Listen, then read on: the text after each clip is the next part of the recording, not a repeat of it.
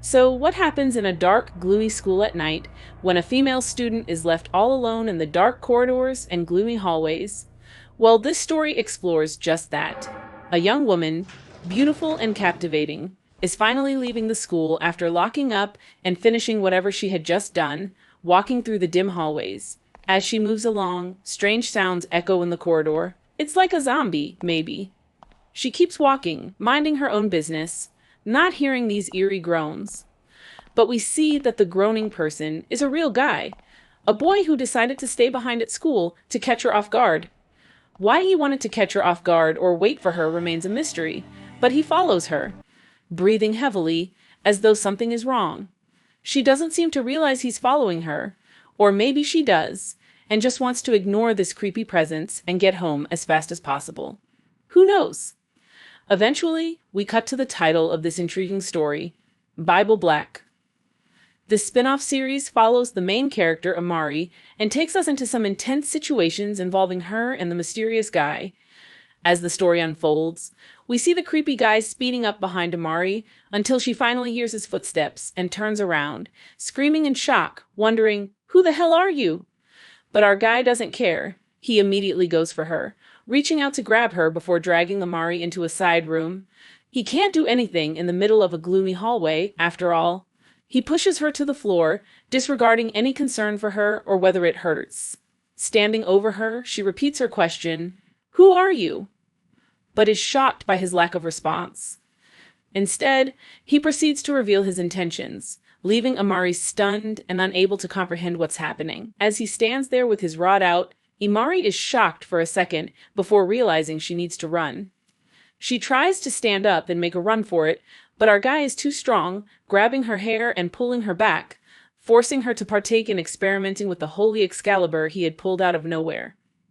He smirks and grins, using Amari to her full potential, making the most of this situation since he waited a long time in the school for her to begin to leave. Now that he's got her, he won't let her escape without some fun time. And that's what he's doing just now, smirking as he has her in the palm of his hands all to himself, while Amari has to sit there hopeless as a stranger toys with her. Eventually, he decides to let her rest a bit, since he's had enough of the exercise he was currently doing.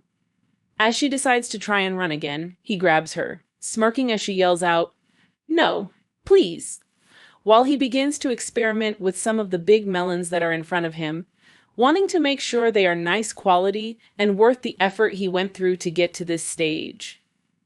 He finally reveals them after messing with them for a bit and decides to go all the way, making sure to make the most of it and trying to ensure she has some fun as well. He eventually has enough of the melons and moves on to the dungeon, wanting to go all the way this time, pushing Amari to the side so he can get a good position for it. He doesn't care about warming it up and goes straight in, using the large Excalibur to explore the dungeon as Amari struggles to contain herself from his Excalibur exploring her deepest dungeon. After a while, he eventually wants her to do the work, moving to the floor so she can explore the rod herself.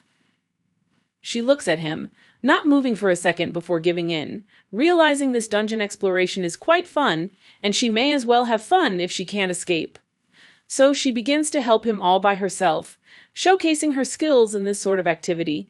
Eventually, it continues a bit more until he releases his holy milk from his Excalibur. Having his fulfillment, he takes one small piece of her clothing to use for later, before eventually leaving a distraught, excitement-filled Imari on the floor to clean up the mess and go about her day. How she responds to this, I wonder. She was starting to have fun near the end, so maybe she might seek this guy out again for more fun time. Who knows? It's her dungeon, so if she wants it cleared in the future again, who knows? Deep in the night, fear takes its hold. The darkness creeps, the story unfolds.